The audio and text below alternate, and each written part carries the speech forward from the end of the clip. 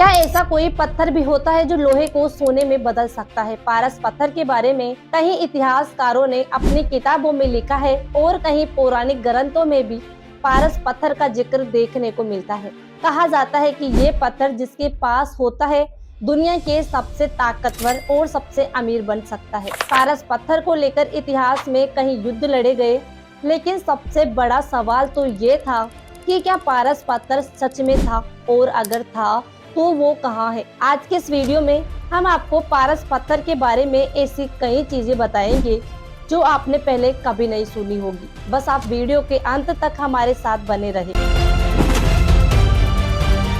दुनिया में ऐसे कई रहस्य हैं जिन्हें आज तक विज्ञान भी नहीं सुलझा पाया है। पारस पत्थर का रहस्य भी इन्हीं रहस्यों में से एक है। पारस पत्थर दिखने में तो साधारण पत्थर ही नजर आता है, लेकिन ये एक चमत्कारी पत्थर होता है। पारस पत्थर के जरिए किसी भी लोहे की वस्तु को सोने में बदला जा सकता है, यानी जिसके हाथ एक बार ये पारस पत्थर लग जाए वो दुनिया का सबसे अमीर शख्स बन सकता है। भारतीय ग्रंथों में भी पारस पत्थर के बारे में जिक्र मिलता है। कहा जाता है कि एक बार बहुत समय पहले एक गरीब ब्राह्मण हुआ करता था। उसने अपनी गरीबी दूर करने के लिए शिव जी की घोर तपस्या की थी। भगवान शिव उस ब्राह्मण की तपस्या से खुश हुए और कहा कि वो वृंदावन जाकर गोस्वामी जी से मिले। भगवान शंकर की बात मानते हुए ब्राह्मण ने गोस्वामी से मुलाकात की और गोस्वामी ने उसे एक ऐसी जगह के बारे में बताया जहाँ पारस पत्थर मौजूद था। ब्राह्मण वहाँ पहुँचकर खुदाई की और उसे पारस पत्थर मिल गया, लेकिन उसे आश्चर्य हुआ कि आखिर गोस्वामी ने ये पत्थर अपने पास क्यों नहीं रखा। जरूर उनके पास इससे भी बड़ा कोई और खजाना होगा। ब्राह्मण गोस्वामी के पास पहुंचा और वहीं पर दीक्षा ले ली। इसके बाद ब्राह्मण को भागवत गीता रूपी खजाने का ज्ञान मिला, जिसके आगे दुनिया के सभी खजाने फीके हैं। कुछ लोगों का मानना है कि इस दुनिया का निर्माण भी पारस पत्थर की मदद से ही किया गया है, लेकिन ये सब बातें तो धार्मिक और पौराणिक ग्रंथों की है। कई अन्य किताबों में भी पारस पत्थर का जिक्र देखने को मिलता है। द एम्पिरियड ऑफ इंडिया नाम की किताब में भी पारस पत्थर की एक कहानी लिखी गई है, जिसमें बताया गया है कि एक बार मध्य प्रदेश के मांडू इलाके में एक घसियारा हुआ करता था जो घास काटकर अपने परिवार का पालन करता था। घास काटने के दौरान हंसिया किसी चीज से टकराया और वो सोना बन गया। सोने का हंसिया देखकर घसियारा डर गया और उसे लगा कि राजा उसे इस बात के लिए दंड दे सकता है। तभी वो एक लोहार के पास पहुंचा और कहा कि वो इस हंसिये के बदले एक लोहे का हंसिया उसे दे दे। घसियारा काफी भोला था और लोहार बड़ा चालाक था। लोहार ने बातों बातों में घसियारे से सारी बात उगलवा ली। फिर वहां पहुंचकर लोहार ने पारस पत्थर की खोज शुरू कर दी। लोहार को पारस पत्थर मिल गया और कुछ ही दिनों में वह इस पत्थर के जरिए पूरे नगर का सबसे बड़ा सेठ बन गया।